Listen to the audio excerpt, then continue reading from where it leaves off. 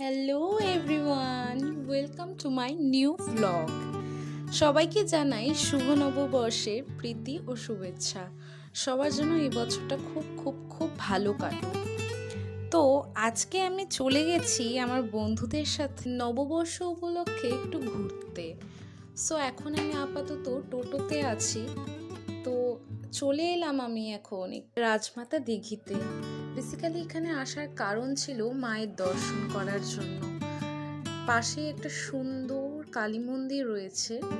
তো প্রথম থেকেই আমার অনেক দিন ইচ্ছে ছিল যে আমি এখানে আসবো, কখনোই আসা হয়নি। সো ফাইনালি আমি চলে এলাম।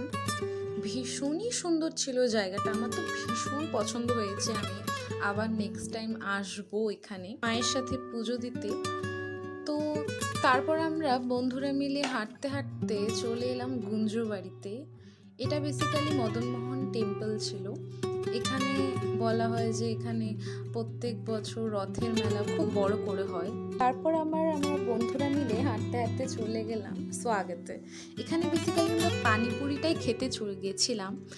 তো এখানে সত্যি কথা বলতে পানিপুরিটা বেশ টেস্টি ছিল, মানে মিঠা মিঠা তিখা তিখা এরকম টাইপেরই ছিল, খুবই টেস্টি ছিল। আমি এবার পানিপুরিটা ট্রাইও করলাম।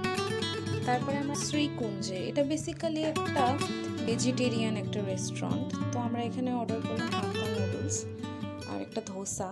তো আমাদের অর্ডারটা চলে এসেছে। পর এসে গেল আমাদের রেড সস পাস্তা, আমি একটু ট্রাইও করে নিলাম। তারপর আমরা আবার চলে গেলাম মদনমোহন বাড়িতে।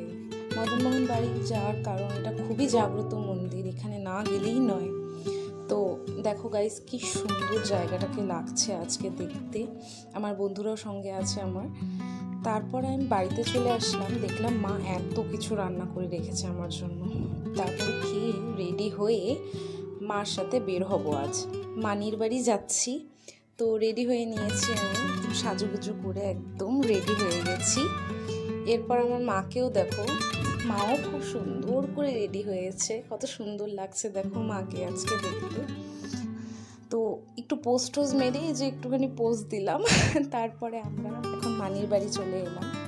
মানির বাড়ি এখানে আজকে রাস্তাটা খুব অন্ধকার ছিল, কারণ পরশুদিন ঝড় হয়েছিল রাতে, তাতেই লাইটটা ফিউজ হয়ে গেছে।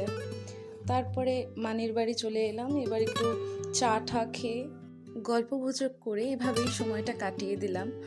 সো এই ছিল আজকের মিনি ব্লগ। তোমাদের কেমন লাগলো তোমরা অবশ্যই আমাকে কমেন্টে জানাবে, এবং ভালো লাগলে লাইক শেয়ার সাবস্ক্রাইব অবশ্যই করবে। আজকের জন্য এইটুকুই, টাটা।